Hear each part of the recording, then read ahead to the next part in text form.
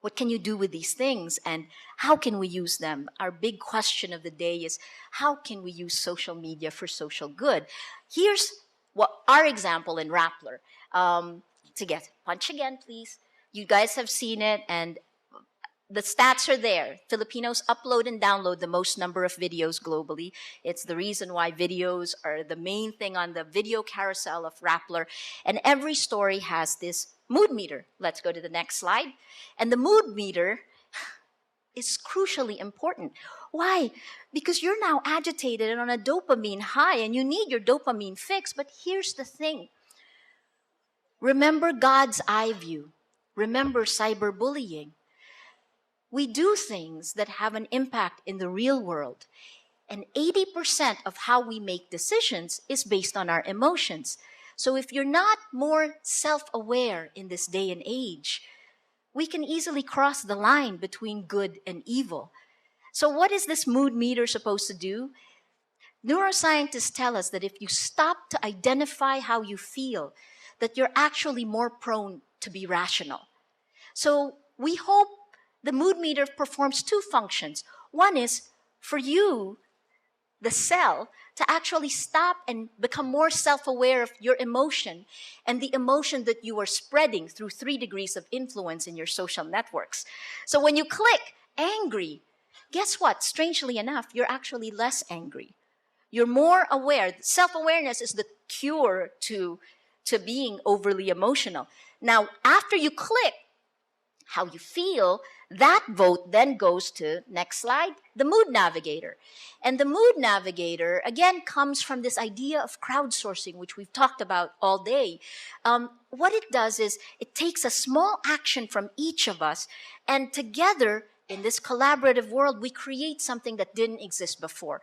What does the mood navigator do? It crowdsources the mood of the day. It takes the top 10 stories that people have clicked on and takes the top emotion of the day. And you would be so surprised how many insights you get just by watching the way emotions flow Filipino society. We tend to like closure to sad events. When Dolphy died on a Tuesday, it turned sad all the way until he was buried on Sunday, and then within an hour or so after he was buried, it turned inspired to look with people looking at his legacy. The same thing happened with Jesse Robredo. When his plane crashed, it was 5 o'clock on a Saturday.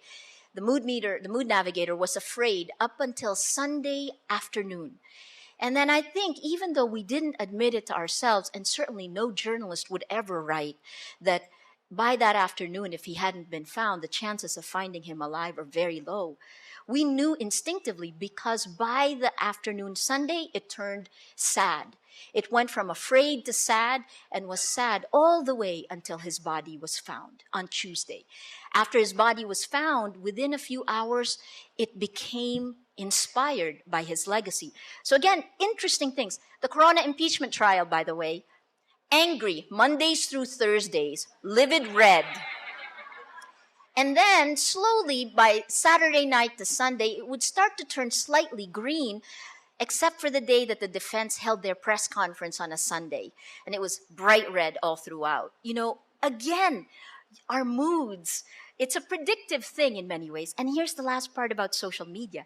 Can we actually predict future actions based on it?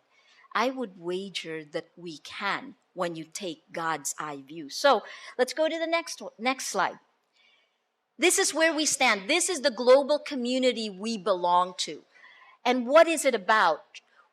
It takes the trillions of hours that we each have of free time that we can use for social good. And it takes the 2 billion connected people on the internet. That is our community. In the Philippines, I have higher figures because they're a little bit later, but it's 33 million Filipinos who are on the internet. And of that 33 million, 96% are on Facebook alone.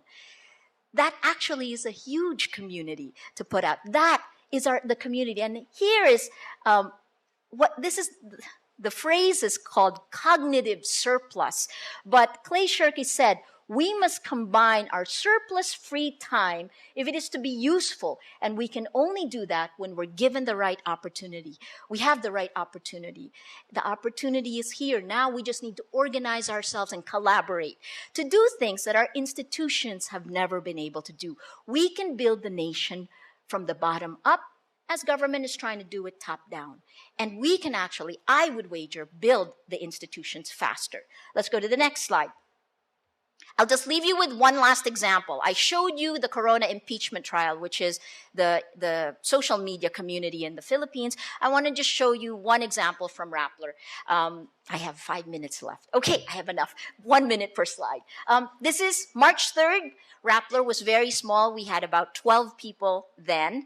And we decided we're going to do a boring topic, not so boring for the people who are involved in it, but we did this mining conference. We decided we're going to live stream it as we're doing now. I hope you can see the multiplicative effect of that, because when you take us collectively and then we have conversations and we take it out using a hashtag, why mining in this case, you have tremendous potential to actually not just educate and engage, but you actually can change the world. So let me show you how on this one. Let's go to the next slide. We live streamed it. It hit number 1 for 2.5 hours, and then number 4 globally. Let's go to the next slide. This is what it looks like. I broke this down a little bit more than Bianca's community on the Corona impeachment trial, but I can break her community down also. Maybe we should look for that bully person on it. But this is roughly 2,000 tweets using the hashtag why mining. The first peak was when Gina Lopez was speaking. She's anti-mining. So you can see when she spoke, all of us started tweeting what she was saying. The second peak is when Manny Pangilinan started to speak. He is the president of Philex, the largest mining company in the Philippines. And then the third peak is when the two of them fought. And Manny told Gina, "You're lying." Tweet, tweet, tweet, tweet. So you can see our activity. Of course, let's look at how large the ripple. Let's go to the next slide. The ripple is incredible. It's a little hard to see, but it's 26,772,379. And again, I think that ripple is incredible. This is over a 24-hour period, but compare it to print, which is roughly 150,000 to 200,000 people. That's how much a newspaper will reach. To cable news, which will roughly hit 250,000. This stays online forever, and you hit nearly 27 million people. Oh yeah, did I mention Rappler was only 12 people at that point? It's free, folks. And then look at it even gives you, Twitterlizer is a free account, but it even gives you the force multipliers who are there. So you can see. Now, let's map it. I like maps. Let's go to the next one. This is what it looks like. And they're color-coded based on the 3 social networks that actually were pulled together.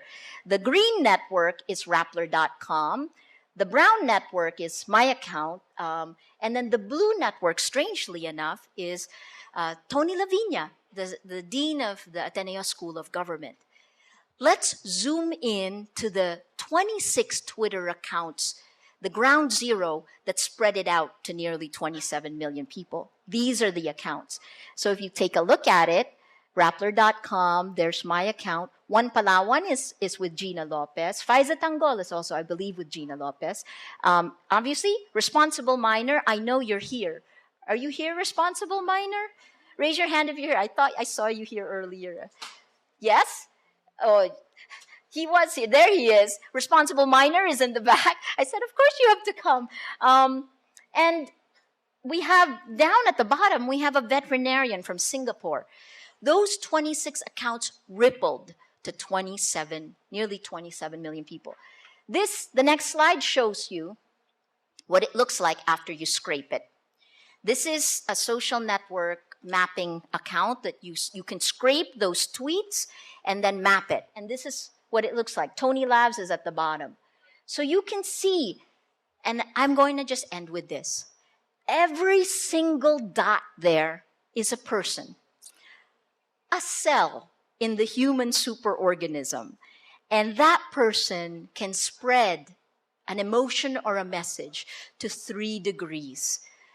And when you look at it that way, then you can begin to see how things like this, let's go to the next slide and punch again. If you think about it that way, then you can understand how the medium shot, how events like this can happen. Remember, from God's eye view of the human superorganism, it shows we are all connected, what religions have long believed. And now technology is telling us the same things. We can behave as if we're just a cell, or we can start to behave as part of a human superorganism. I'm just going to end with one last thought, which is this. Even if we didn't have this technology before, we always behaved differently in groups. Do you know that if you are, you guys have done the wave in an auditorium, if you're in a game. You know, when you do the wave, it doesn't matter whether you're in London, New York, or Manila. There is a constant speed to that wave. It is 20 seats per second. It's another theory called emergence. I guess part of it is there's something instinctive. Again, you can call it a godlike part of how we are all connected again. It has always been there. Now the technology exists for us to visualize it and to harness it. I think it's a great time for change. Thank you.